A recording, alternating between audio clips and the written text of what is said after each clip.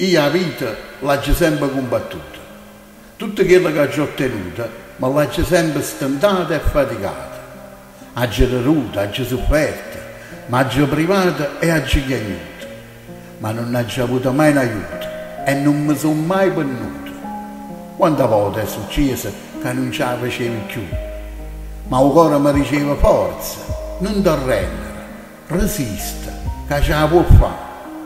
Se oggi arrivasse cacchio qualcuno e mi dicesse che lo merito non è mio, e beh, quando è vero Dio mi mangiasse viva. Io ne ho passato tanto e parlando con creanze mi ha fatto mazza tanto e poi avesse ringraziato a qualcuno che non c'è mai stato. Ma chi? Ma che? Io non tengo quasi niente, ma la ricchezza mia si chiama dignità.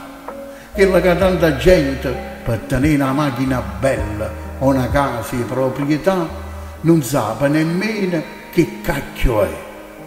Io non ho ricevere grazie a nessuno. Quella che sono o quella che tengo, o merito è mio. E se provi a ringraziare qualcuno, l'unico che mi ha aiutato è soltanto Dio.